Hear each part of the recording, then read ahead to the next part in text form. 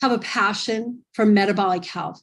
And I'm going to share with you what my definition of metabolic health is. As practitioners, you probably have your own definition and understand what that is. But a lot of people say to me, what the heck is metabolic health? What does that mean? I know what my metabolism is, but what does it mean? And what does it mean to have good metabolic health, poor metabolic health? And what does that have to do with anything at all? Kona, Hawaii, yay, retired nurse, info only, great.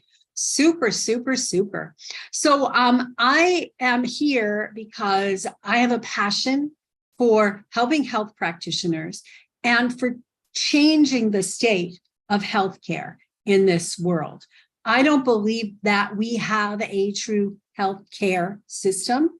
What we have is a medical system, a disease management system. And what we really need is a true healthcare system where the practitioners are all geared towards what can I do to help people to restore their health, not just cover up symptoms with, the latest and the greatest pharmaceuticals. So I'm passionate about that. And every day I hear stories from my clients, my patients, my students in our nutritional endocrinology training about horror stories of how people are mistreated by the system. Not to say that we don't absolutely need a medical system. We need trauma care. We need urgent health care. So that's what the Western medical system is so good at. What we need, in addition to work side by side with that, is a system where we're focused on prevention and rebalancing so that we don't live with all the crazy symptoms. So I'm going to jump in. I have a slide presentation. I might go back and forth between slides and just riffing as things come to me. I love talking about this topic because I've seen so many devastating stories when it's not addressed, and I've seen so many miracles when it is addressed. So is everybody ready to get started? Yes? Excited? Yes? All right. Awesome, awesome, awesome. So I am going to share my screen. And there it is. I am going to share my screen. And you should see my first slide. And then I'm going to position my screen so that I can see you guys. And I could see my slides at the same time. The wonders of modern technology. That's awesome. All right, so this is the metabolic recovery formula. And by the time you leave here, you will have a 7-step formula for helping people to recover their metabolism. Sound good? To restore their metabolic health. Sound good? So it's a health practitioner. It is for health practitioners. If you're not a health practitioner, we'll let you slide. You can come here and learn this for yourself. Someday you may decide, wow, I know so much. I want to become a health practitioner. I want to become a health coach. But in the meantime, this is your guide as a health practitioner for helping people to restore their metabolic health. So I always start with this is not intended to replace a one-on-one relationship with a qualified healthcare professional. This is not to be construed as medical advice. And as you are out there in the world as a practitioner teaching people this stuff, make sure you let them know that, because you don't want them to be going off medications and doing things that their doctor didn't tell them to do, and then you're held liable. So this is not intended to replace that, but it is great education, very good technical stuff. So by the end, I promise you, you will have that, and you can take a picture of that slide, the metabolic recovery formula. Okay. So according to a survey that was first published in 2018 and then again in 2022 in the Journal of Metabolic Syndrome and Related Disorders, 92% of the population is metabolically unwell. And it's up from 88%. So this is the original study back to November 2018. Only 12% of American adults are metabolically healthy. This is alarming, right? And it's down to only 8% in 2022. Not surprising after the events of the 2020 to 2022 era. This is important. So as a practitioner, it's important for you to know, how do you work with those people? 92% of the population are there for your taking, are there for you to help to get them back, because Western medicine doesn't know how to do it. So why? Like the question is why, and that's what we're going to go through during this presentation. Why, but then how do we help them to recover and join the 8% and grow the 8% so that we can get to the point where the majority of the population is metabolically well. So I believe the system has to change. The whole approach to slapping a drug on to help people to overcome symptoms without really getting to the root cause. It's short-circuited, it's a mess, and we need to be part of that change. When people go to the doctors, they have typically been dealing with this problem for years or even decades and gone from one specialist to another, one general practitioner to another, and they're distraught because they don't know what to do. And in general, the practitioner they're visiting doesn't know what to do. So by the end of this training, I want you to know what to do when people come in and they explain these symptoms. I'm going to teach you how to understand when they're exhibiting symptoms of metabolic unwellness, the early warning signs of metabolic unwellness. So in order to get the most out of this training, pay attention. Just basically turn off your cell phones, turn off Facebook. If you want to go out to Facebook and just go and type in, attend this with me, drrenamarie.com/practitioner join, they'll be able to get right in and join us on this very information-packed, strategy-packed presentation, and stay focused and keep an open mind and an open heart, because that's what's needed. And that's what's a lot of what's missing in our system today. Doctors are given 15 minutes, if they're lucky, sometimes 5 to 10 minutes to find out what's going on and then give somebody some sort of solution. And it's just not working. It's just not working because we don't have the time to get into the connection and the heart. And I want you to think about how you can incorporate connection and heart into your own practice. When you stay with me till the end, if you've been on these presentations with me before, I have a couple of really cool goodies that you can start to use in your practice. So it's kind of an ethical bribe to keep you here to the end. So let's talk about the metabolic system, the metabolic systems of the body, and its overall health, overall role in health.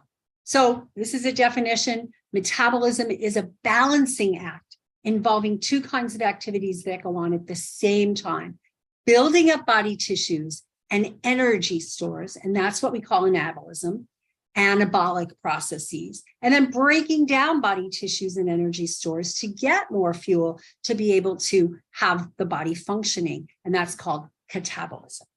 Keep that in mind, because later on we're going to talk about anabolic versus catabolic hormones.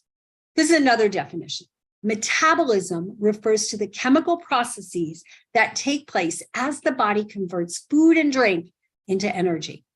As it's a very complex process, very complex, and you'll see some of that tonight, that combines calories and oxygen to create and release energy, and the energy then fuels the body. So we're going to look at what does it take to have good metabolic health, what body systems are involved, and what steps are involved, so that you have a sense of what you can do to restore it. And so the 7-step metabolic recovery that I share with you when we get to that point is going to make a whole lot of sense.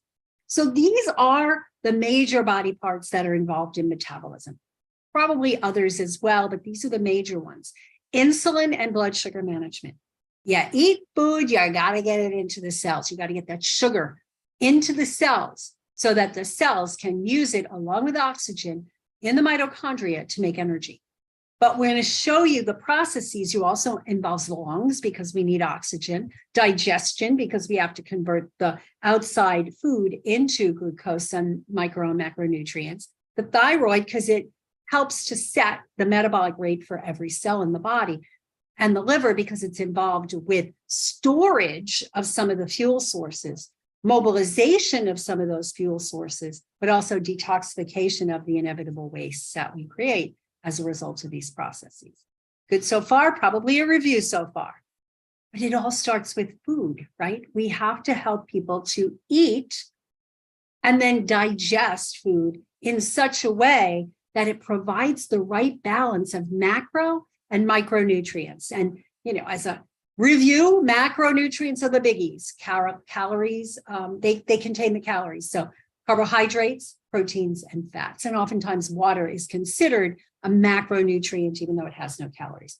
The micronutrients are those little things, the vitamins and the minerals that we need to actually fuel some of these metabolic processes. It's all important, and it all has to get processed through the digestive tract, through the lining of the digestive tract, into the cells. And then glucose goes into the bloodstream, and insulin is the carrier to allow that glucose to get into the cells. There are lots of places in this process. You're going to see lots of room for failure where this thing can break down. There we go. There's your first line. Well, the first line of failure can be in the digestive tract, not enough enzymes to break the food down, leaky gut, damaged gut, so we don't get the fuel into the cells. Then we have to get them into the bloodstream, but into the cells, out of the bloodstream, that requires insulin and the insulin receptors to get them through.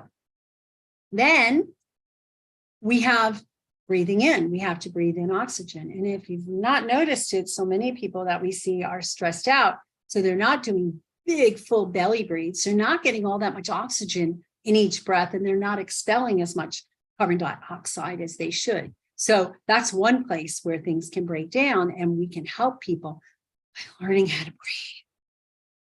Well, then we have our cardiovascular system, right? We have to take that oxygen from the air. The lungs have to get it into the bloodstream, and then that has to get circulated around the body to get to each cell, and that's the cardiovascular system. So far, there's all these systems that have to be working. We have to be able to take that oxygen from the air that the lungs have very generously extracted out and put into the bloodstream, but the oxygen can't get into the cells as is. It has to be combined into a molecule called hemoglobin. And it gets put, iron and oxygen are required to come together to form hemoglobin. But one thing we don't talk about all that much is vitamin B6 and its role in helping the iron form into hemoglobin. So there are a lot of places where things can break down, right? Not enough of these nutrients in the diet, plus digestive issues.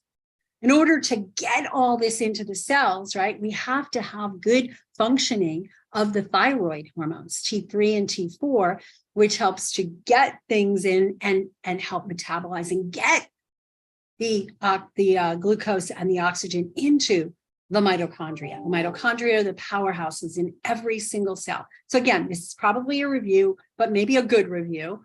We have all kinds of things that happen inside the cell, inside the mitochondria, all sorts of nutrients that we need for all of these different steps. There's niacin and riboflavin and iron and magnesium and glutathione and a lot of these nutrients, CoQ10, that are needed for what's called cellular respiration, which produces ATP. Whew. That's a lot to go through, right? And there's a lot of places where this can break down. And given the state of our food supply, the kind of food people are eating, the lack of exercise that people are doing, it's no wonder that so many people are out of balance. And we're going to look at some of those reasons. And one of the big reasons is insulin resistance. And we're going to talk a lot about that tonight. So here it is. That's in a nutshell, all these processes, the sugar and the oxygen, food, oxygen into the mitochondria, into the cell, then into the mitochondria to produce ATP, which is the energy currency. And we're going to see later that in order to restore metabolic health, we have to have good functioning mitochondria. So that was metabolic health in a nutshell. What are the dangerous consequences of poor metabolic health? There are symptoms we're going to look at in a bit that people experience as signs, outward signs that they're in poor metabolic health, like the extra belly fat and brain fog and exhaustion and cravings and all that. But what are some of the serious complications, the dangerous complications? Why you need to take this seriously and become a master at helping people to restore their metabolic health. So what's the definition of a metabolic disorder? When something is wrong with the body's metabolism. That's not a very, surprising definition. The ability to turn food into energy and get rid of waste. So you saw all the different parts that can be involved with that. We have to be able to get this fuel into the cells. So the studies that I quoted earlier defined metabolic unwellness as a waist circumference greater than 40 inches for men and greater than 34 inches for women. That is not morbidly obese. That is just the definition. And there's a lot of people running around who are thin or relatively thin and have the larger waist size. Fasting glucose greater than 100, that puts them into the insulin resistance range. And hemoglobin A1C, which gives us an estimated average of 3 months worth of glucose. It's how much of those blood cells are sugar-coated, of less than 5.7. Again, that's right at the edge where you become diagnosable as insulin resistant, pre-diabetic. So what they defined metabolic wellness was no surprise, the opposite. Waist circumference less than 40 for men and less than 34 for women. Fasting glucose of less than 100 and hemoglobin A1C less than 5.7. But most of the people I work with do not want to settle for just on the cusp, right? On the cusp of metabolically well and unwell. They want to be optimally well.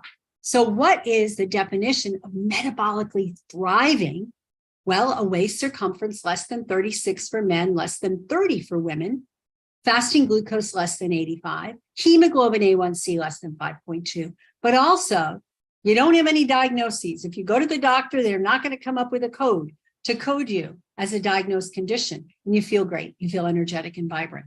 If we were to define this, how many people are metabolically thriving, that percentage becomes smaller. These are not the people that are generally going to come to you and say, hey, I'm metabolically thriving, I want to stay this way. Just help me, put me on a program. Mostly we're going to get the unwell people, and we're mostly going to get the very unwell people, not the ones right on the cusp.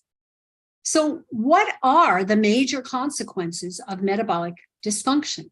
What happens inside the body, right? This can lead to heart disease, stroke, Alzheimer's, cancer, thyroid disease, diabetes, low immune function, autoimmune disorders, digestive issues, and inflammatory conditions. Not a laundry list of things that people wake up in the morning and go, I wish I had thyroid disease. I wish I had an autoimmune disease, right? They're more likely to be saying, how do I get rid of this current thing that I have? And the majority of people, especially people over 50 or 60 years old, which, a lot of us in this room are in that age bracket, are suffering from these. Or they're scared of getting these because family members had it, because they have genetic tendencies. Like if anybody in here, put your hand up if you've watched anybody who suffered through Alzheimer's, early stage or late stage, especially late stage. It's brutal, right? The Alzheimer's doesn't kill them per se, but at one point they just wish they were dead, right? Like they're a shell of who they are. And that's not a fun thing to get. A lot of people are more scared of Alzheimer's than cancer, right? That is a statistically known fact when polled. So we want to get over this. So why is this stuff so dangerous? Well, why do I say that metabolically well, thriving needs to have blood sugars under 85? Because blood sugars over 100 have problems. There's a link there. If you want to go look up that study, go for it, take a picture of the slide. Blood sugars over 100 cause damage. Beta cell destruction, those are the cells that are within the pancreas that actually make the insulin. Those levels begin at over 100, which is in the Canadian and European and everywhere else in the world except the US numbers, it's 5.6. Okay. You've got to help people to get those blood sugars down, or they are causing damage that's going to lead to diabetes. And the higher it went above that range, even the normal range, the more beta cells were falling. And this is not just fasting glucose. This is glucose, postprandial, right? We're going to see that go up, obviously. We don't want to see it go up too much after a meal and come on down. And I'll share with you my thoughts on that later. Okay. And then diabetic retinopathy develops at what's called pre-diabetic blood sugar levels. 60% of all people who develop diabetic retinopathy, which is damage to the retinas in the eyes, which can lead to blindness, developed at 126 or below, which is considered perfectly normal. If you talk to a doctor who counsels diabetic patients, they'll say, test your blood sugar before your meal and then 2 hours after. And as long as it's under 140, you're good. They're not taking into account any of this. And actually, we don't even want them to get close to 140 because of this diabetic retinopathy. And the diabetic neuropathy, which is damage to the vessels, that happens at those levels as well, even lower levels. So this is an epidemic, right? We've been dealing with a contagious epidemic, pandemic over the last couple of 3 years. But the definition of epidemic is not just something that's contagious, that spreads quickly to many individuals at a time. It's a disease affecting or tending to affect a disproportionately large number of individuals within a population, community, or region at the same time. Would you say that 92% is a disproportionately large number of people to have some sort of imbalance, dysfunction? I do. So by that standard, an epidemic, metabolic unwellness is an epidemic disease, but we're not discussing it.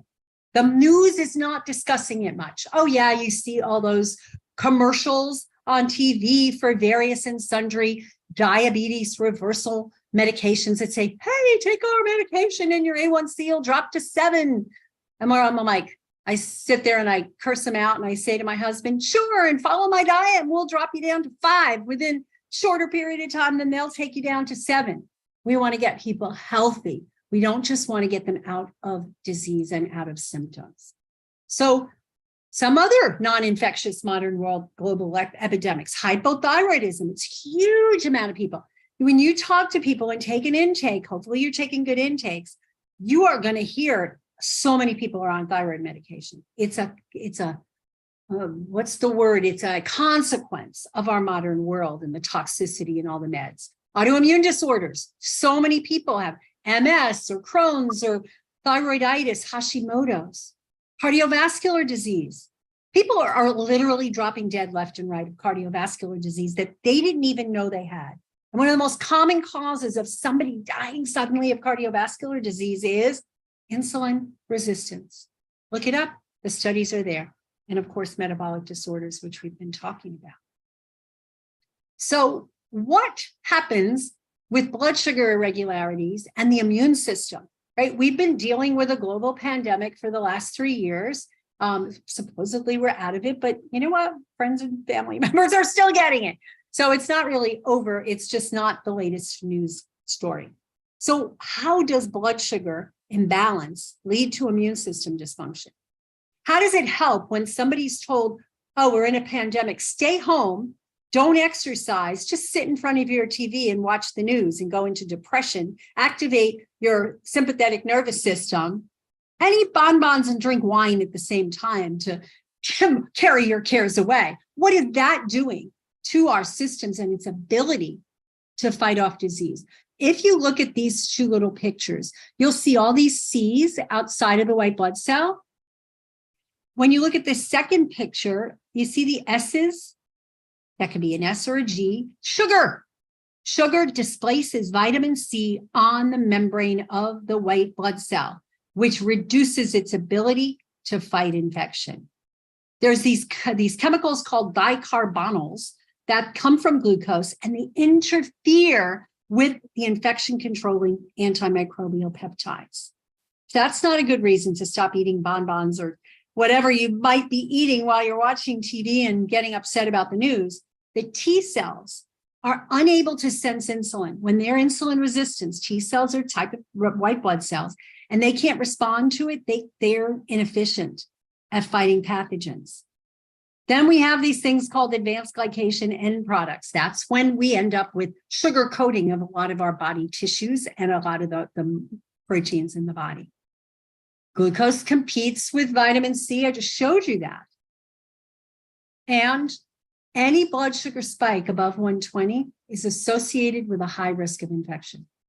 So when you're sitting there and eating the bonbons for 2 hours or more after you do that, you're at a higher risk of infection. And if you happen to be eating a bonbons and your neighbor comes by and they happen to be infected with something, you're more likely to catch it, right? So we need to help people to support their immune systems. If autoimmunity were infectious, it would be called a pandemic, right? But by the real definition of pandemic or epidemic, It is an epidemic. It is a pandemic. And I'd say pandemic, which is worldwide. So we need to help people to get over this. And the way we start is getting their blood sugar balanced, getting their metabolic systems balanced. Poor metabolic health increases the risk of cardiovascular disease. And these are some of the mechanisms: by increasing inflammation, causing damage to the blood vessel linings, causing them to get stiffer and unable to respond to a big flux of blood going through. Can increase the formation of plaque in the arteries, causes high blood pressure. All of these things are a result of poor metabolic health, of insulin resistance, of blood sugar dysregulation and insulin dysregulation. Insulin resistance is also associated with increased in cholesterol levels. Now, is that in and of itself a problem? Maybe, maybe not. Cholesterol may or may not be causing the problem. It's oxidized cholesterol, it's inflammatory markers, and it's the stiffening of those vessels and the elevated blood pressure that contribute. Can cause thrombosis, which is clots. High glucose levels increase the risk of blood clots. And finally, it increases oxidative stress, stress from free radical production that breaks down cells and makes them not function properly. This is just cardiovascular health. So I'm just trying to paint a picture here of why this is so important. Here's just a few studies that those of you who are study geeks, take a picture if you want, but this is how many studies this is like 3 of, dozens and hundreds that I found that talk about the increased number of insulin receptors on cancer cells. What does that mean? It means that if you've got a cancer cell growing, your client has a cancer cell that starts to grow, and guess what? We all do every day. But our body's immune system is able to take care of it. But those cancer cells have 10 times the amount of insulin receptors on them.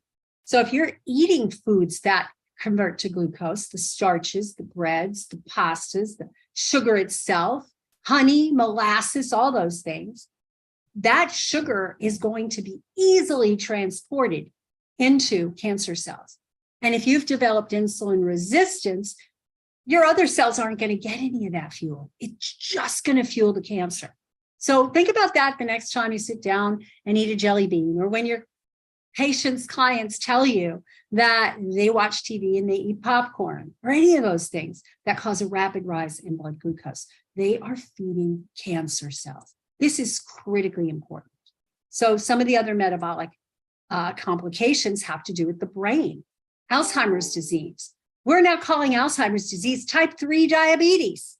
So Alzheimer's disease, there's an enzyme called insulin degrading enzyme that also degrades the neurofibrillary plaques that cause Alzheimer's, or that are contributing factor to Alzheimer's. So when your patient, when your client, when you are doing things that are causing your blood sugar to rise, that are causing your insulin to rise, we are less able to break down those chemicals in the brain that contribute to Alzheimer's. Plus, the brain gets insulin resistant as well. Then we have memory issues. And we can erase parts of our brain. If you've ever been with somebody who has had Alzheimer's, it's like a whole part of their brain is not there. So what do you need? What do you need to know? What do you need to do to protect your clients and patients and restore metabolic health? So the rest of this presentation is going to talk about what you need to know and do to be able to do this here. We need metabolic flexibility. Well, what the heck does that mean? We need the ability to shift freely from burning glucose for fuel to burning fat for fuel, so that when glucose isn't readily available, the thighs, the hips, the belly, all have that extra fat that can be broken down for fuel. And we're not like constantly craving, like, I need something to eat. I need something to eat now. When we shift into a mode where we are just burning the glucose, when we only know how to burn glucose, people can't go more than a couple of hours without meals because their body doesn't know how to be flexible. Very important that you learn how to help people get into metabolic flexibility. We need healthy mitochondria that produce lots of ATP for fuel, and that can also burn ketones as well. We need insulin sensitive muscle, liver, and other body cells. We need those cells to be able to pull in the glucose they need to function, to do what they're supposed to do. And this is a relatively new one, new research that came out last year. We need insulin resistant fat cells. That's right. I'm telling you, that part of your body you want to be insulin resistant. You want the fat cells to be insulin resistant. So these are the kinds of things that I want you guys to learn how to do to help people to be able to restore their metabolic wellness. So I ask you, do you feel equipped to help people reverse this? If not, stick around. If you do and you feel like you're totally there, go have dinner.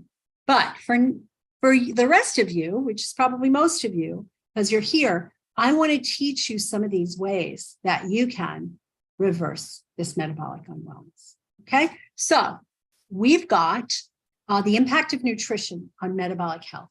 How does nutrition affect metabolic health? Well, it hugely affects it, right? We as Americans eat 150-ish pounds of sugar on average per capita every year, which is enough to fill that dumpster. It's all around, right? The sugar is all around. You drive to the drive-through, you drive down to the supermarket, it's on the end caps, and it's really hard to resist. So people are not resisting. There's too many starchy carbohydrates in the diet in general. Pastas and breads and crackers and cookies form a huge percentage of the diet of the average American, the average Westerner, the average everybody except for some of the non-industrialized countries. People don't get enough of the non-starchy vegetables, the greens that are loaded with nutrition. You know, the little bit of salad on the plate, the little bit of broccoli on the plate is not enough to supply us with the nutrients we need. And we're going to look at some of those micronutrients in a bit. And a lot of people think, just eat a plant-based diet. I eat a plant-based diet. They think, this can't be my problem because I eat a plant-based diet. And I'll go, yeah, tell me about your plant-based diet. Because not all plant foods are created equal, right? These foods are all on a plant-based diet, but these are not going to cause you to have good metabolic health. So you need a strategy. You need to have a strategy for helping people to get over this food problem. And you start with helping them to phase out the high glycemic and inflammatory foods and anything that causes them allergies. So I have this little picture in the corner, which is a lot of highly allergenic foods. Some people may have other foods besides that, but those are the top allergens: gluten, dairy, corn, soy, eggs, peanuts. For some people, strawberries and what's the other one? Strawberries. Anyway, there's another one that a lot of people complain about that they get hives from. And we want to get these people off of this, plus all the sugars and the margarines and things that are inflammatory. Okay? We have to learn what these are. We need tools, we need handouts, we need to be able to help people with this.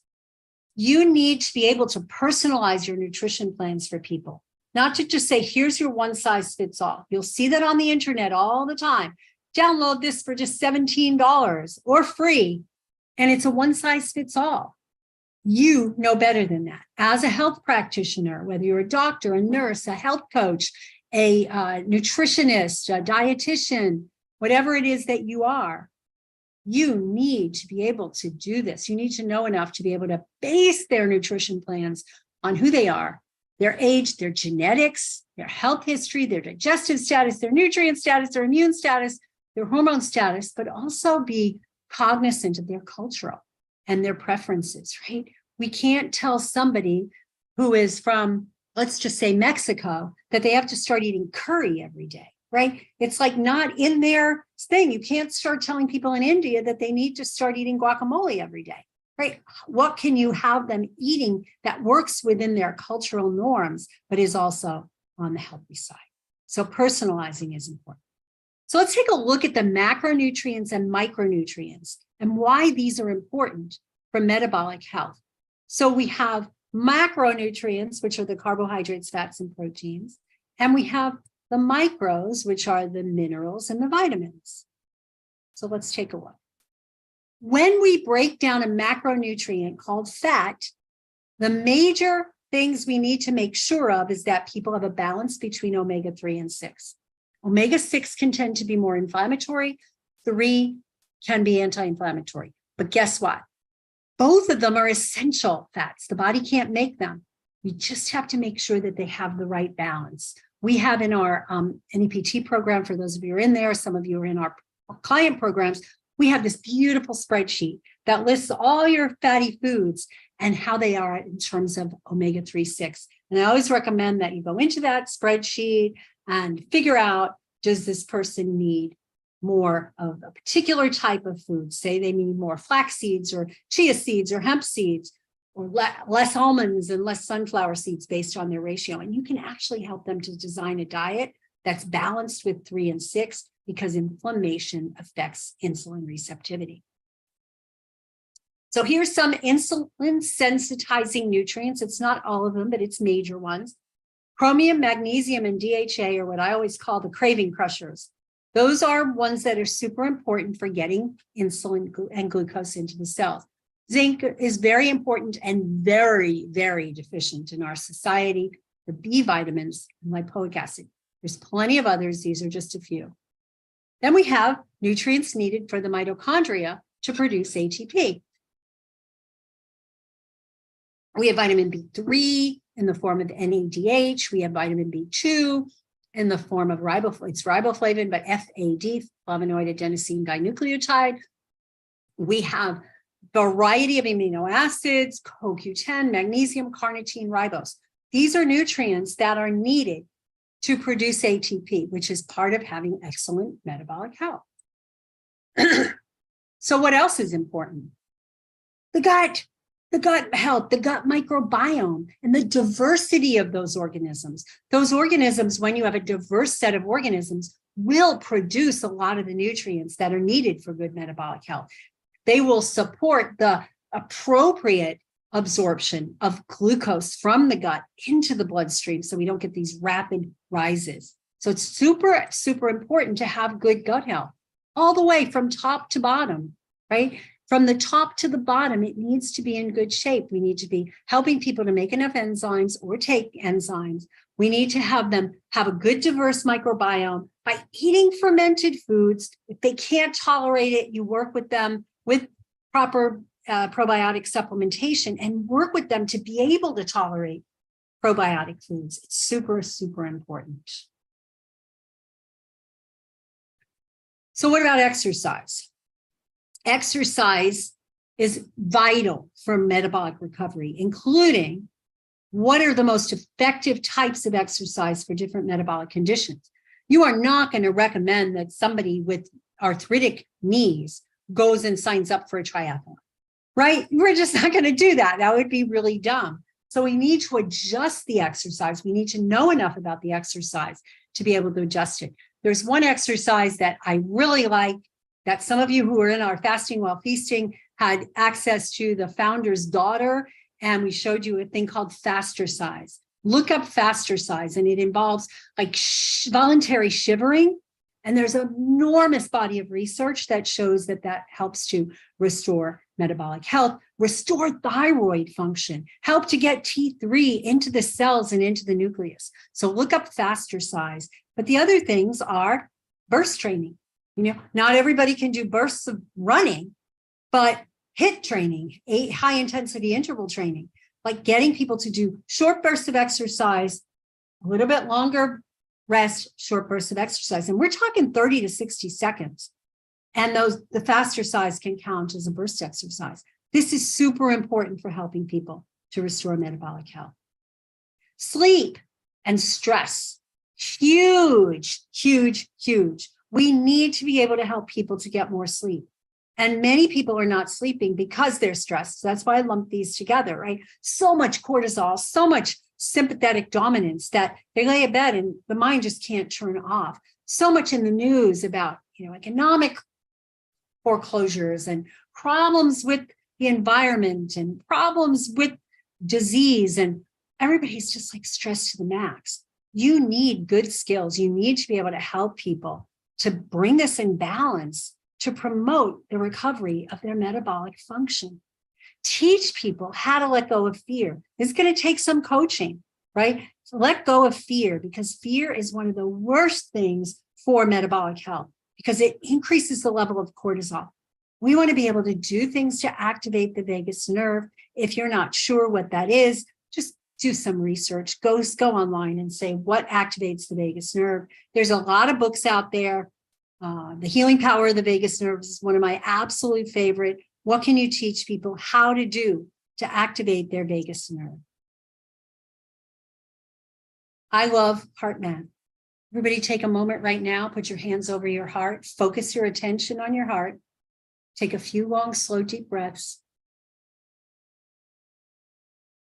And focus on the feeling called appreciation. Love and appreciation are the best tools for bringing people into parasympathetic, sympathetic balance. And picture yourself at the beach, in the forest, holding a newborn baby, whatever it is that brings you joy. And then feel a sincere feeling of appreciation. When you can teach your clients, we have a whole process for teaching people how to do this. When you can teach people how to do this and do it throughout the day, because you can do it in 30-second intervals throughout the day. They don't just say, oh, I can't meditate, it takes too long. I can't do yoga, I don't have time to drive to the class or, log into the site. Okay, great. You teach them what they can do, and it grows.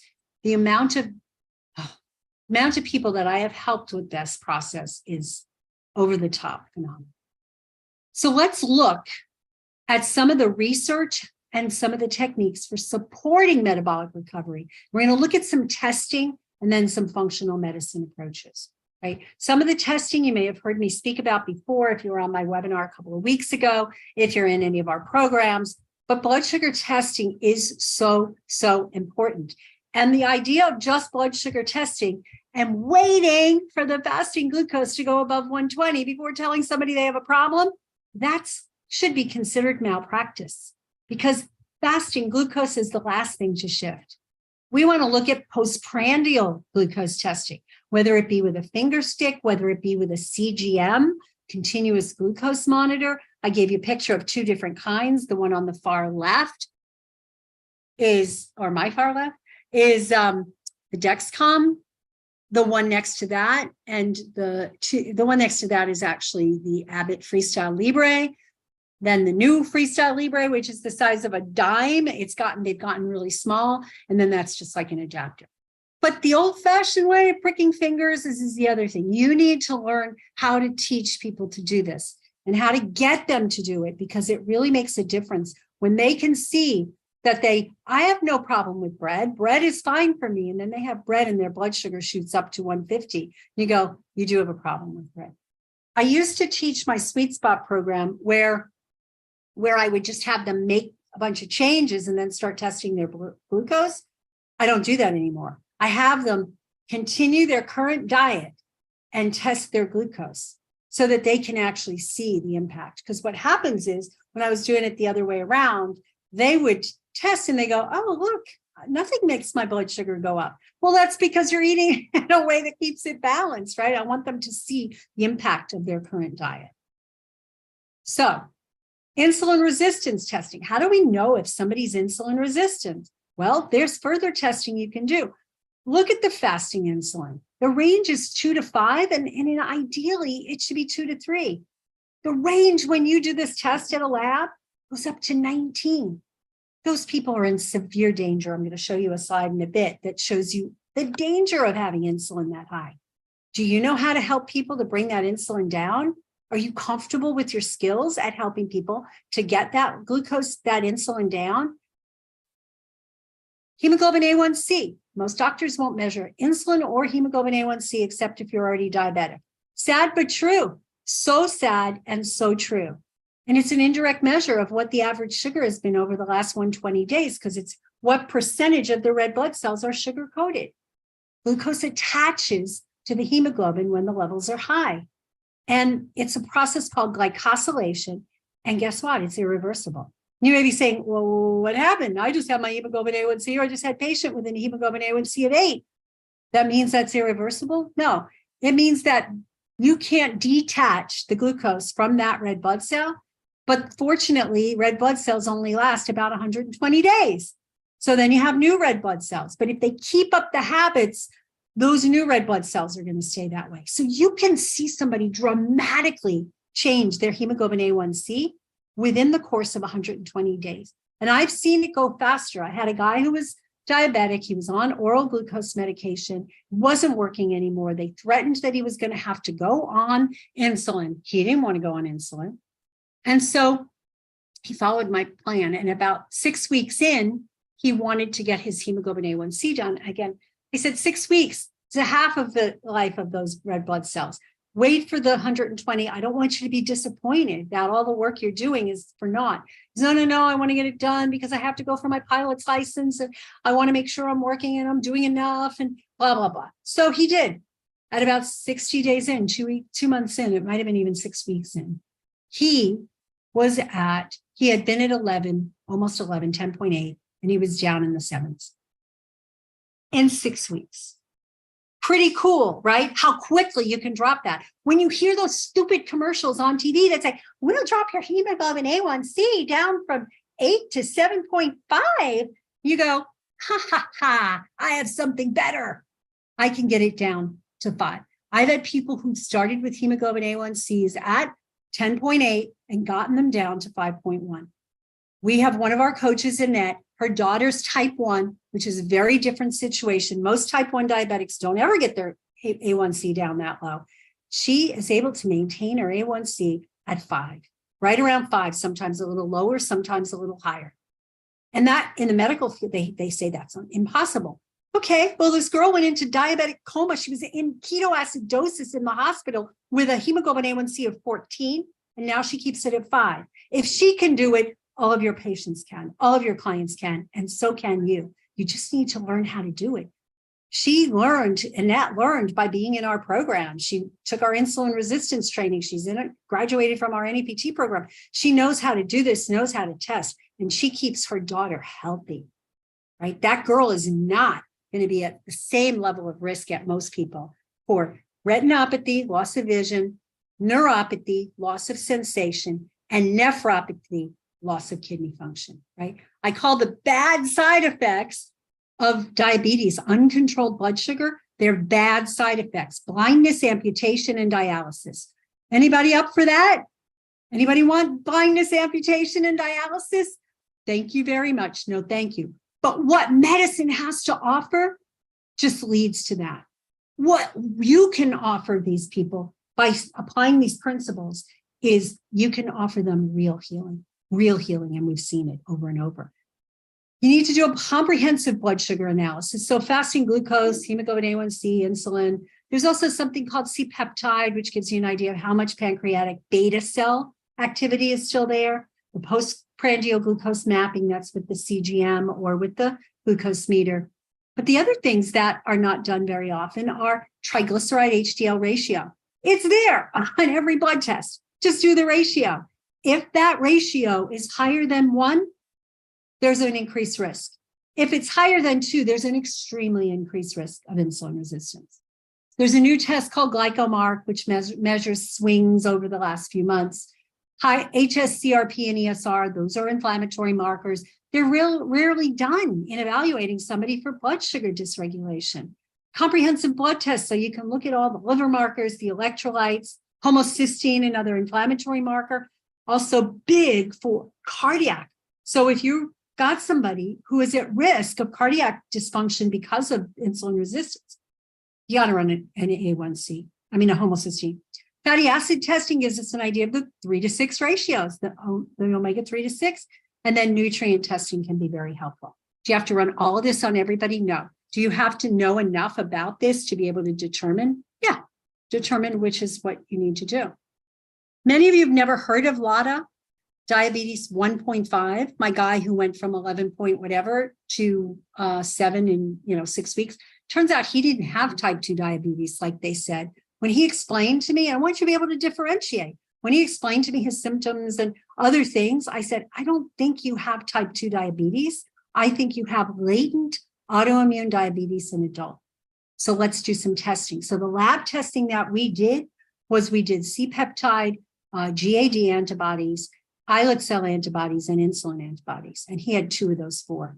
So his body was attacking his pancreas and his insulin, right? Which is why he was having diabetic problems. So put him on a diet that was very much like an autoimmune diet, an anti-inflammatory autoimmune, getting rid of the stressors, and also, of course, low glycemic.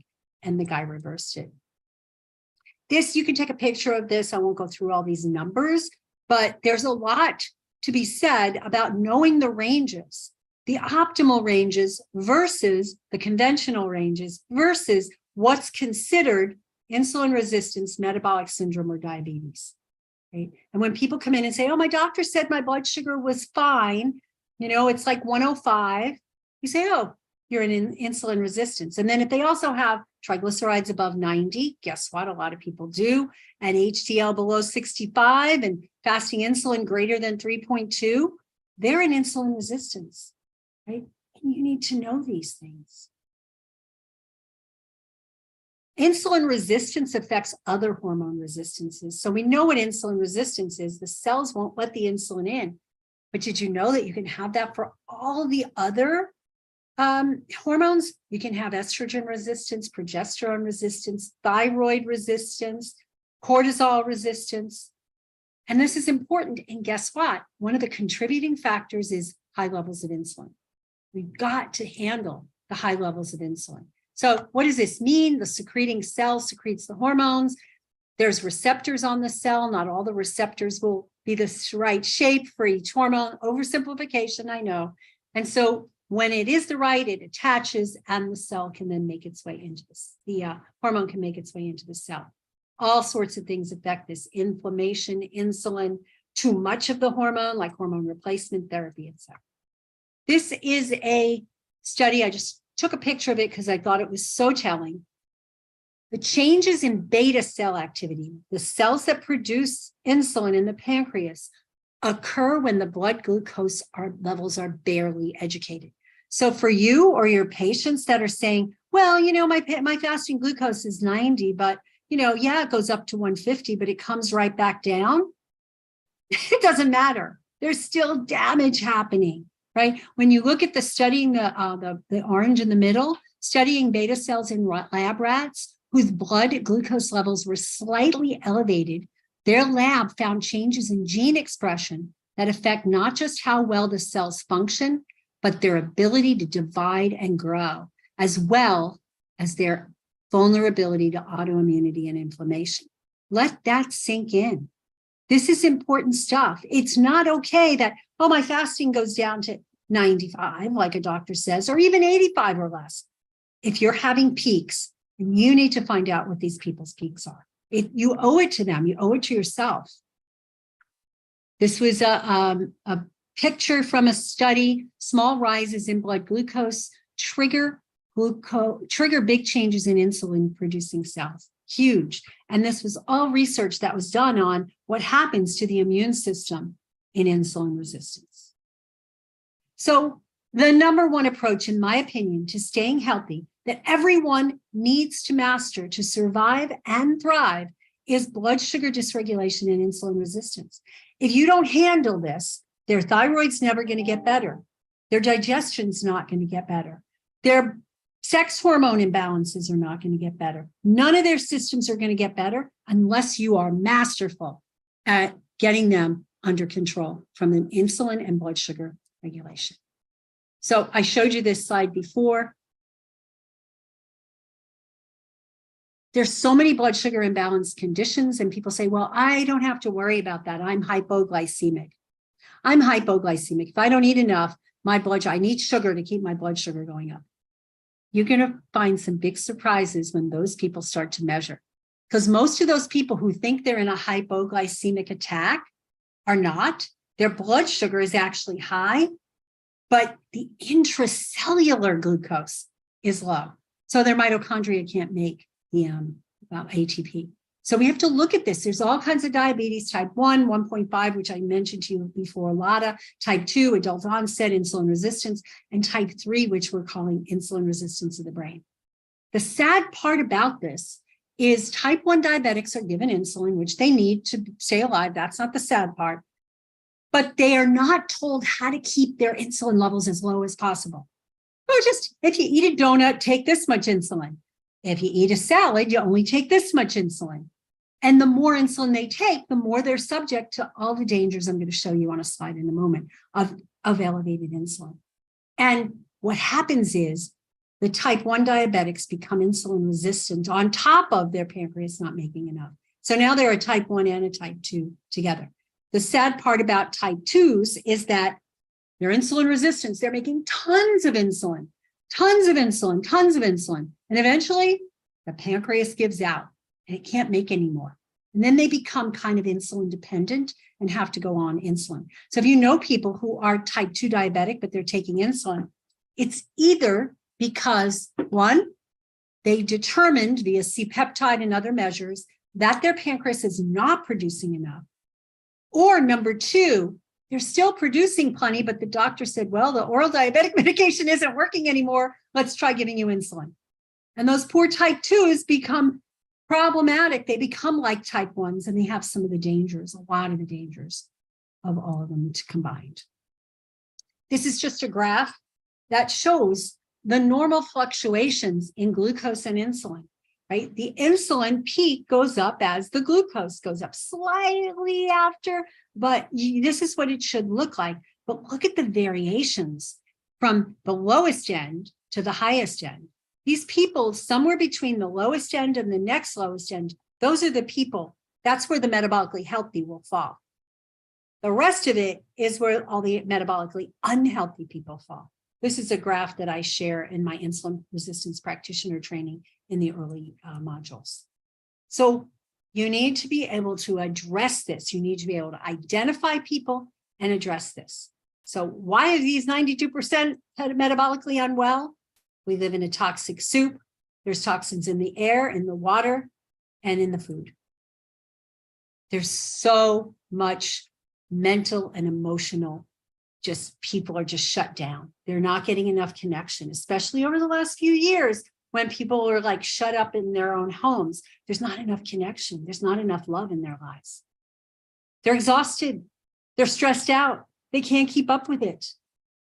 They sit in their couch potatoes, right? The pizza box, they call up, they get the pizza delivered, watching TV. The biggest activity is the thumb on the remote.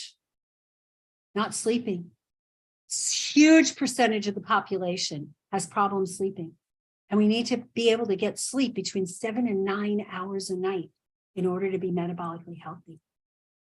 There's all these obesogens, persistent organic pollutants. This is just a small list of some of them that people are exposed to in their cleaning products, in their hair care products, in their makeup. All these things are contributing.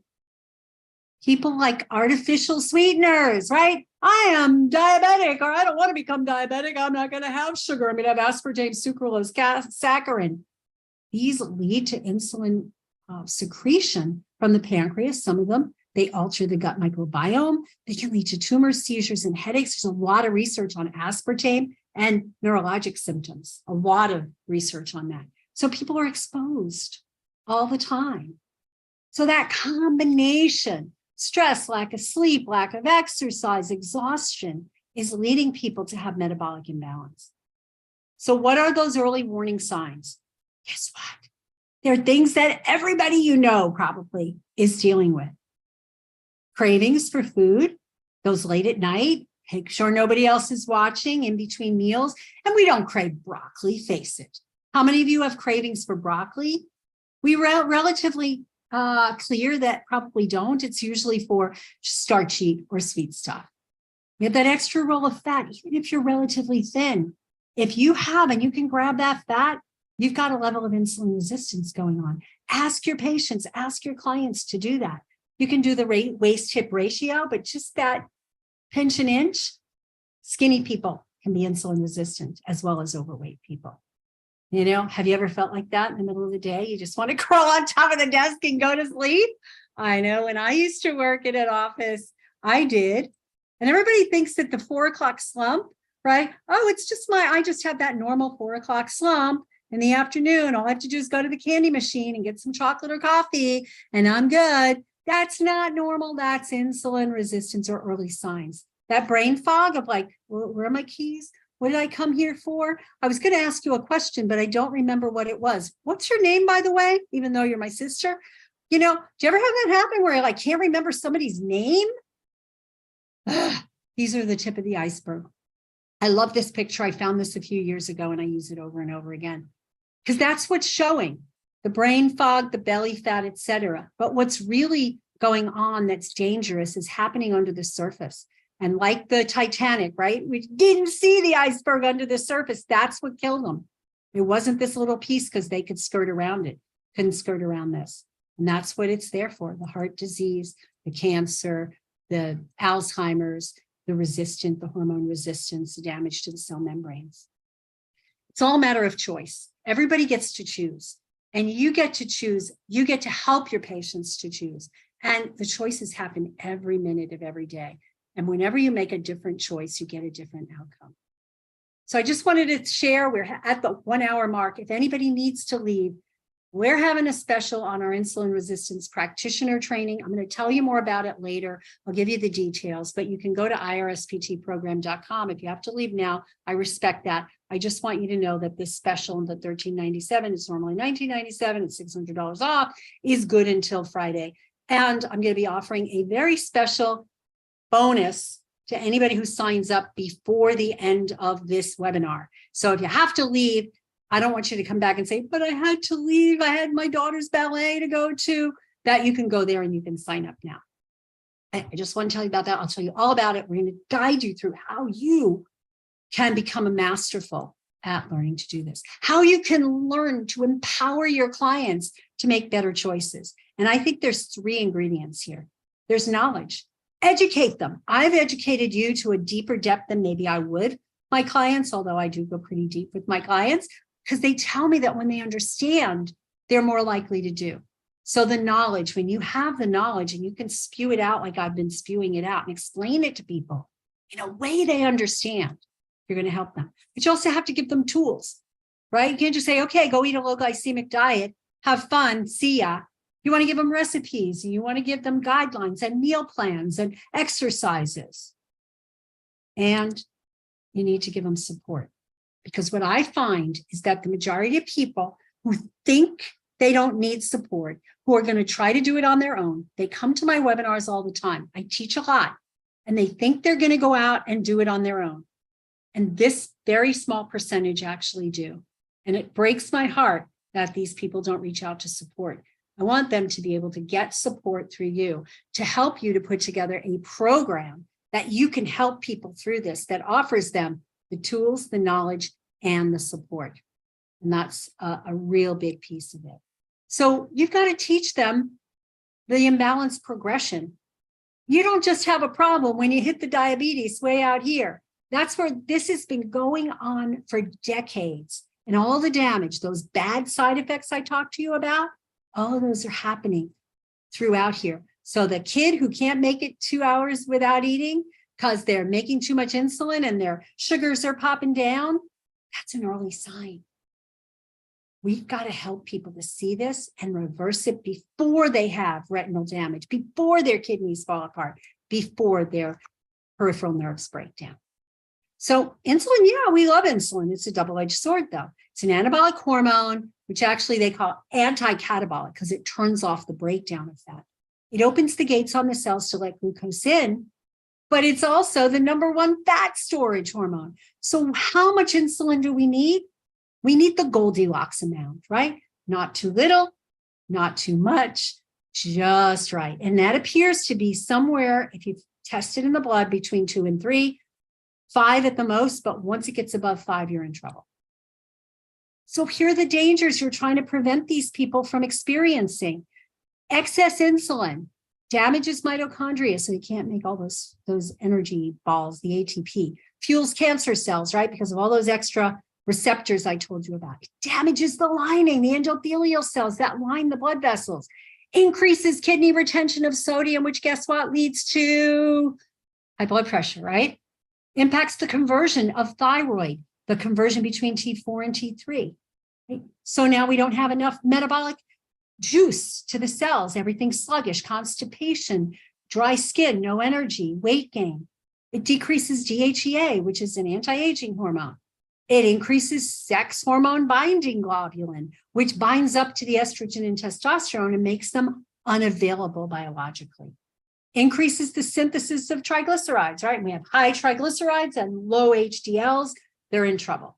Causes magnesium to get lost in the urine. And guess what? Magnesium is one of those hormones or one of those minerals that the cells need in order to transport insulin and glucose in.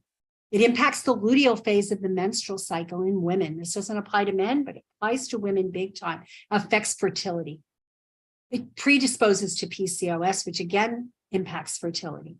And it stimulates the sympathetic nervous system, which is the opposite of the vagus nerve, which is cortisol, which causes the release of stored glucose, which causes the whole cycle to start all over again. So getting people, you should see by now, who sees by now that helping people to get their insulin secretion down and reduce the amount of insulin they take externally is a huge step that you need to take. Who thinks that's true? Is it obvious by now that we need to get those insulin levels into the Goldilocks place? Yeah. So you need to learn how to take them through a personalized metabolic reset. What the research shows is that within 30 days of reducing the body's need for insulin, reducing those insulin levels down to a good level, the cells become more sensitized. And these are the 5 pieces that you need to master to be able to help people. It's not just about eating, because how many people do I have come to me that say, I'm eating all that green food you told me to. I haven't had sugar in 2 months and my sugar is still high. And I say, oh, I know the cause of your problem. They go, what? What is it? Your cortisol levels are too high. It's the candy bar eating effect of cortisol.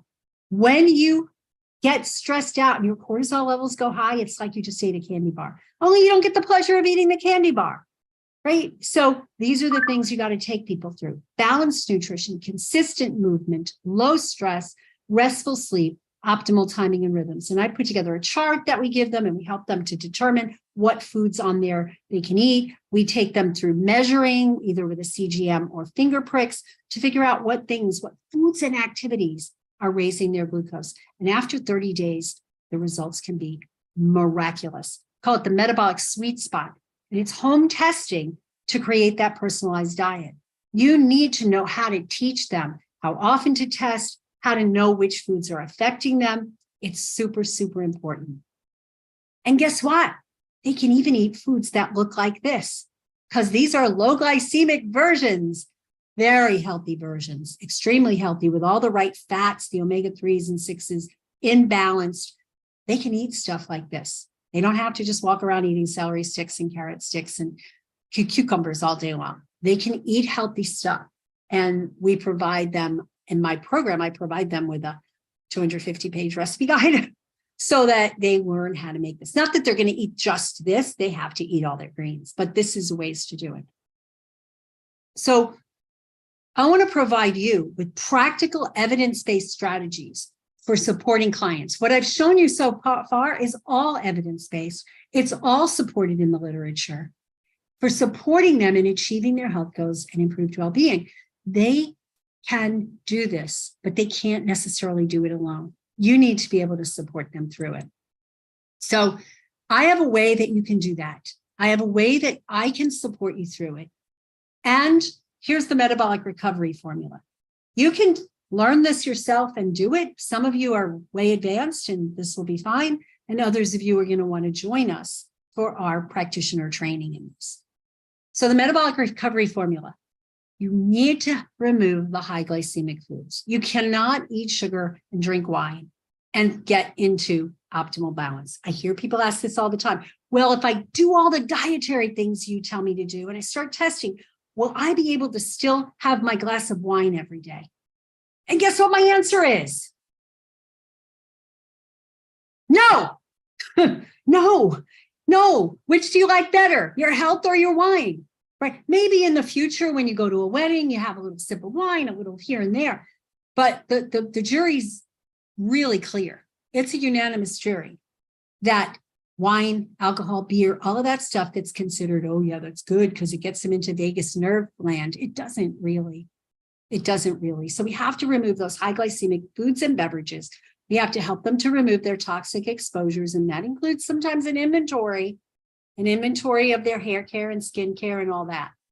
balance their nutrients, right? All those nutrients we talked about earlier, get consistent movement, burst training, HIIT training, faster size, help them to get the sleep, help them to activate their vagus nerve. You may have your own techniques. I have mine that I teach, and help them with meal and activity timing that includes some intermittent fasting. Doesn't mean they have to go on a 16-8, 16-hour fast, 8 hours of food, but at least 12 hours between dinner and breakfast, at least 12 hours, and at least 3 hours between dinner and bedtime.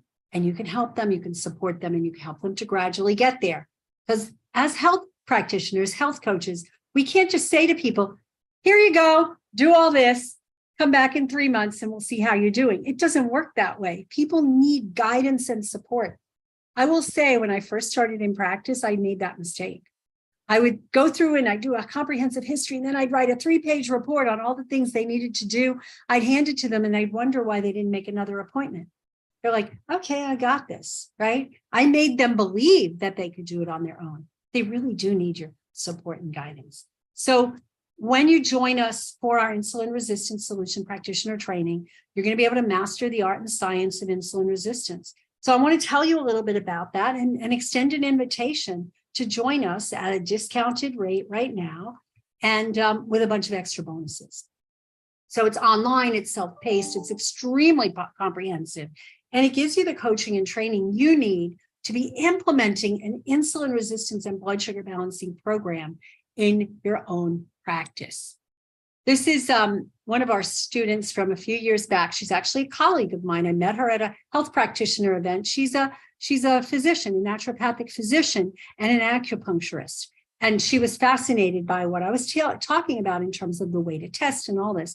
She joined our insulin resistance practitioner program. If you go to our page, our information page, we have her there and she talks to you about it. But she is definitely using this in her practice and seeing massive improvements. Especially, she does a lot of women's health and women's hormones. So what are we going to teach you? What do you need to do? You need to understand all the underlying biochemical reactions. I touched on it here. We'll go deeper so you understand it. You're going to be able to assess using all the cutting edge strategies. You're going to be able to correct the imbalances through the specific nutrition and lifestyle approaches. You're going to be able to guide people through healing, even after they've tried many practitioners before. And then you're going to integrate the tools to come up with a program and help people to follow through. And I'll show you the modules in a minute. We even have a way to help you to create your own program. So you'll also feel confident in your ability to help people with complex health challenges become a leader in your community and beyond, because you're doing something different. Expand your reach by leading and inspiring multiple presentations. We had somebody take we have one of the things you'll get as part of this is an insulin resistance in a box program. And it's my slide presentation and a transcript audio video of me doing it. And I'm giving you permission to use my slides. I would tell you that if you're doing it in public, you probably want to take my name off of it and put your name there, but I'm giving you permission to do that without it being called plagiarizing. She went out in the community and did this presentation, and people started calling her. People started telling their friends who weren't there, oh, you've got to contact her. I know you have a hormone problem. This lady's in the nutritional endocrinology practitioner training. She knows what she's talking about. She just did this great presentation on blood sugar, and it got her a ton of clients. You're going to be able to lead patients through an effective blood sugar balancing program and charge good money. A lot of people, and this is not, I was one of you, don't want to charge what they're worth. It's like, well, whatever you can pay me. Oh, you want to pay me $25 and I'm going to give you 10 hours of my time? Okay, that'll work. No, you want to be able to charge for what you're worth. And then you get people who are really serious about doing it and be able to do presentations for free.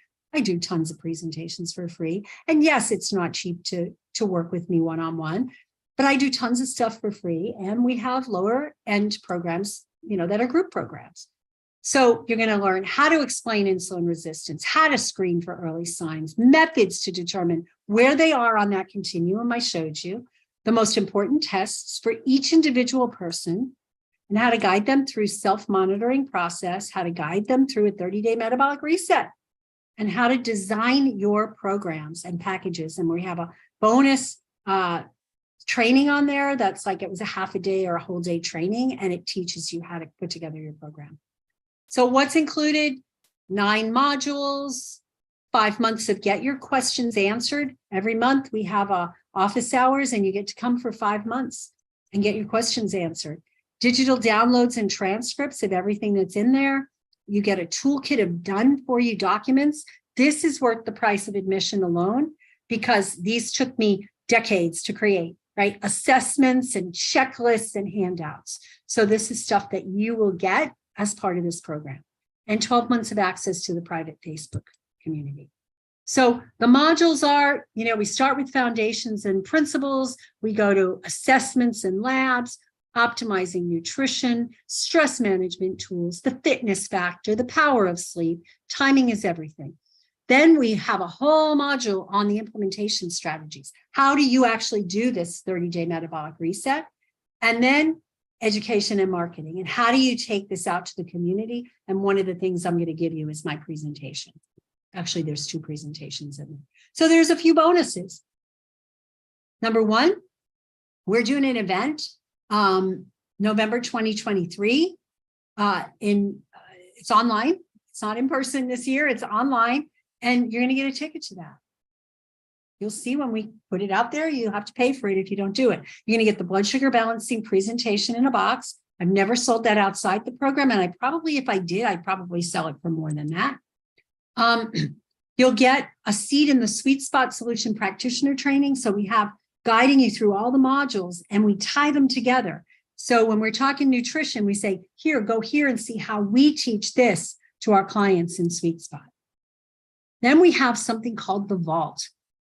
This is recordings of all the case study calls and coaching calls that we've done over the years, where you're going to learn a tremendous amount from the questions and everything that your fellow students, colleagues are doing. So there's 4 bonuses, right? There's the ticket to shine. There's the blood sugar balancing presentation in the box. There's the online program access to the Sweet Spot. There's the Vault, recordings of the archived cases, and all of that. If we were to sell each one separately, it'd be like $2,700. This is Veronique. You may know her. She's called the breast cancer conqueror. She had breast cancer, and she created a system for helping people overcome it. She took our insulin resistance practitioner training program a few years back, and she's been using it with her breast cancer to help people to overcome, as part of the protocol, to overcome their breast cancer. And again, there's a video if you want to listen to her video, but she was raving about how this was beyond what she learned in naturopathic and acupuncture school, and chiropractic and nutrition and all the other things she did. So all of this, the modules, the bonuses, the coaching is invaluable. 5 months of being able to ask the questions and work with people, and then come in and get your support. Our regular price on the website is $19.97, but we're offering this special until Friday. So you've got like 4 days to capture the $13.97. There's also a payment plan option if you want to split it up. You'll see that when you go out to the page. So if you go to orderirSpt.com, you can get signed up right now. We do have some quick action bonuses that, again, will go away as of Friday. Last year, we did a 1-day workshop called the Functional Approach to Thyroid and Adrenal Challenges. You're going to get the full recording of that, but also there was like an 81-page workbook that you're going to get access to as a bonus. This was phenomenal, and this just totally supports everything that we're doing here. You also get this thing I put together. This is a consultation with one of our success advisors, Roadmap to Practice Success session. And you can identify what's keeping you from having the practice of your dreams, and how do you move forward from that. That's another short-term bonus available until Friday. And then there's, I put together this training called High Ticket Trainings Workshop Recording, how I generated over $80,000 in revenue from 8 phone calls. You want to have my script for that? You want to have the emails I sent out for that? You want to have the layout of that program? And it's a great training, and you get everything that I used to put that together. And the last is we're going to do another event we haven't yet decided what we're going to call it. So we're going to be doing Shine. We've been doing for 10 years. We're going to do Shine in the fall every year. And then this new themed workshop, 3-day workshop in April. April, I think it's 22nd, 23rd, 24th, or somewhere around there. And you're going to get a ticket to that. It's online. So if anybody has ideas of what we should call this, and it'll be like Shine, where there's going to be different themes each time. So just go to orderirSpt.com. My team will put the link in the chat. You just have to click it.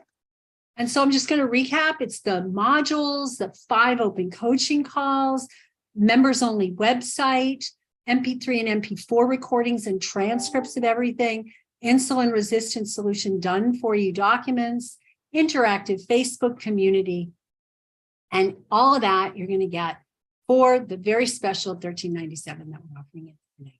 Those are the bonuses again. And don't underrate the value of bonuses, right? This can be worth the price of admission alone, right? If you learn how to take my presentations and create a revenue stream by getting on the phone and enrolling people into your programs, that's way more than paying. You only need a fraction of a person to pay for this program if you do that. So there's the quick action bonuses. This was an amazing workshop, the thyroid and adrenal challenges, the roadmap to practice success. You're going to get on a call and really have somebody. She's a certified life coach. Plus, she works with people in our nutritional endocrinology program. She works with people in our ERC program, and she knows how to help you overcome some of those blocks, because most of us have blocks. I used to have big time blocks. I couldn't charge what I was worth. And then the training that says 40K, but when I went back and looked, I forgot to change that slide. So I sold 8 people into a $5,000 program. And I did it in 8 phone calls. So I had 100% success rate. Would you like to know how to do that? I'm giving you that. But when I went back and looked, I realized that half of those people upgraded into our ERC program. And they ended up paying for that ended up being like $86,000. So from 8 phone calls, I'm giving you the scripts, I'm giving you everything you need. You just have to take action. You have to get over your fear, which you can get over when you join that roadmap to practice success session, to get over your fear of actually asking people to invest. And then the ticket to our April event. So all of that.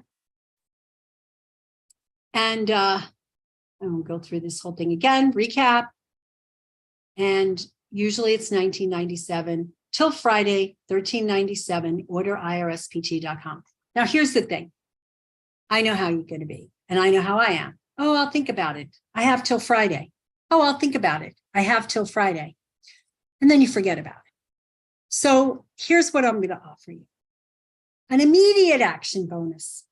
If you sign up now, before we end this, before we hang up from this call, which is in about 6 minutes, I'm going to do a live training and mastermind session on how to create your own program. So I want you to get through the whole thing, go through that marketing module, and then we're going to do a mastermind together. We're going to help you, each person that comes to that call, because, hopefully it's not going to be an overcrowded call. If it is, I'll have to do 2, but you're going to get access to that. You're going to get access to my expertise, and I've been doing this for a long time, and I've made a lot of programs, and I've helped a lot of people in selling these programs. And I want to help you to do the same. So orderirSpt.com. It's a $600 scholarship if you do it now. You can just sign up for this next month, but you're not going to get a $600 scholarship.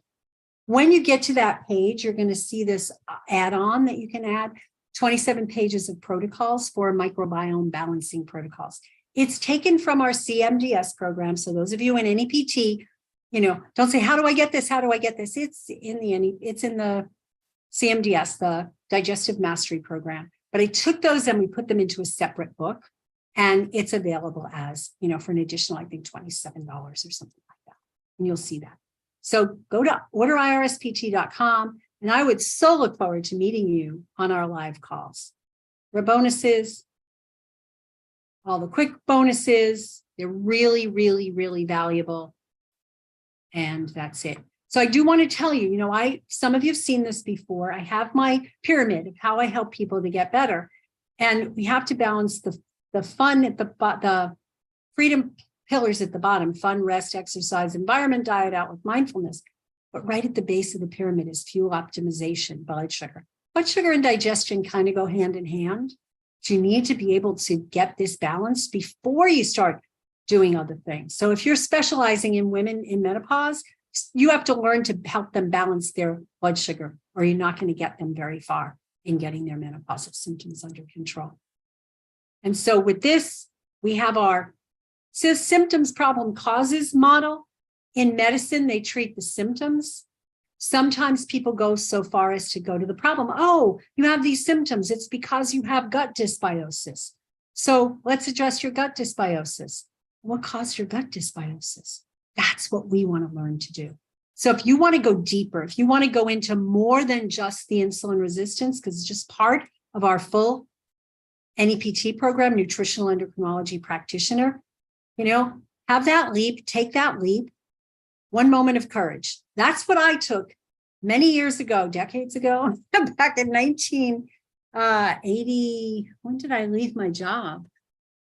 1981, 86, somewhere back in the 80s, when some of you might not have even been born. But back in the 80s, I was in a cushy computer job. I was making like $55,000 a year, which was a lot of money back then. And to a lot of people right now, that's a lot of money now. I was making that kind of money, and I left it because I wanted to do this. I wanted to help people with their health. This was before the internet, guys. So I wasn't able to join a program and continue with my normal life. I had to quit my job, zero income now, pay tuition, of $15,000 a year, and go back to school. And I did it because I knew it was worthwhile. So what's your one moment of courage? And so if you want to sign up now for a strategy session to see if this is appropriate, there's an application at NEPT Apply. We're offering a $2,000 scholarship, and it's a good opportunity for you to find out if this is for you. If you've been thinking about it for years, you know that the investment, like anything else, just keeps going up. It's not going to go down. So if you're ready to join us, and I see a bunch of you who are already in the program, go from here, right? So neptapply.com. This was depicting me when I always wanted to skydive. I always wanted to hang glide, and I didn't have the courage. And then I realized I could do it when I was in New Zealand with a guide, with a tandem. And so I did it. I was scared out of my wits. We got up to the top of this mountain, and I get hooked up to the guy, and I had a headache, and I'm pounding. What am I doing? Am I crazy? We're thousands of feet up in the air. And he says to me, all you have to do now is run as fast as you can with me, and we're going to jump off the cliff. How do you think I felt? How do you feel when I say run as fast as you can and jump off the cliff? But I trusted. I trusted in that moment, and it was the most exhilarating and wonderful experience of my life. So if you want to join a community of like-minded, find out if it's even, within your future, neptapply.com, fill out the application. We'll let you know, and then we'll set up a conversation if it is. So I think that's all I have for you. We stayed to the end, and I do have a couple of things I want to share with you. And you're welcome to share this quiz with your clients, because it's going to give you a score. A metabolic health quiz, right? What is your score? drritamarie.com/quiz, and it asks questions, and it puts you in a high risk, medium risk, low risk category. Okay? So where do you fit? Find out for yourself where you fit. Do you have to work on yourself? One of the things I failed to say about our NEPT program, I didn't tell you much about it. You'll learn more about it when you go to that link. But we believe that there's 3 pillars of major stuff you need to take care of in order to be a good practitioner. You need the clinical skills, no doubt about it. There's a lot of people out there graduating from 6-week health coaching programs. They don't know very much. There's a lot of people promoting 6-week health coaching programs. Everything you needed to know for $97 in 6 weeks. And people come to me and say, well, why would I pay you all that money and do it in 2 years when I can do it in 6 weeks? Well, because it's not the same. The other piece is we believe that you need to be taking care of you. And included when you join our NEPT program is 2 years of access to our membership community, which we have people paying us anywhere from $200 to $300 a month for. You're going to get 2 years of that, and you get to come and ask questions about your health. And then the third piece is business and marketing. And we are ever expanding that. We have a whole process where we teach you how to take your business, if it's offline, if it's in an office, how do you pandemic proof it and make it an online business? What are all the steps? But also, how do you actually create compelling packages? We have all that. So you get all of that. So this is your thing, drritamarie.com/quiz. And then I wanted you to see also, this is a more detailed view, and there's a video on that of the critically important lab tests. So there's about a half an hour, 40-minute video. So that's all I have for you guys. Tasha will put those links into the chat. And I encourage you to take the leap of faith and be able to provide folks with the support they need, be able to have the clinical skills. Let's do this, stop, share, the clinical skills, the marketing skills, and the self-care skills to be able to help people get out of that 92%, get out of the high risk of Alzheimer's, heart disease, diabetes, and actually take charge. Anybody who registered for IRSPT within the last couple of weeks, I know we opened it up briefly, you'll get if there's any additional bonuses I offer here, you have access to it, like that mastermind. So I know you're going to ask. So yes, Beverly, I'm glad that you're in. Yeah. So if you got questions for me, we're over time. If you have any critical questions, I would stay for like 3 more minutes, but no questions in the chat. Okay, so go there. As soon as we hit close this, we'll give you a half an hour, because sometimes the system gets backed up, but you have to register within the next half hour or so. You'll get that extra bonus, which is going to be invaluable, totally invaluable, to be able to get my eyes on your program and help you to get out there and have the confidence to be able to do it. And Deborah, good to see you. I've seen you on calls recently, but I haven't seen your face, so it's so good to see you. So good to see you. All right, guys, have a wonderful rest of the evening. And there's Tawny, yay. So have a wonderful rest of the evening, rest of the week. And I look forward to engaging with you. I look forward to seeing you on those monthly calls and really help support you in being those practitioners of the future. Thomas Edison said, the doctor of the future will give no medicine, but will interest his patients in the care of the human frame, in diet, and the cause and prevention of disease. The future is now, and you need to be able to be equipped to be that. He said doctor of the future, practitioner, whether you're a health coach, a nurse, a naturopath, a doctor. A naturopath is a doctor, but any other kind of practitioner, the practitioner of the future, the future is now. So you need to have your skills up to speed right now to be able to support people, because they deserve it, they need it. And my many blessings to all of you in providing it. Thank you.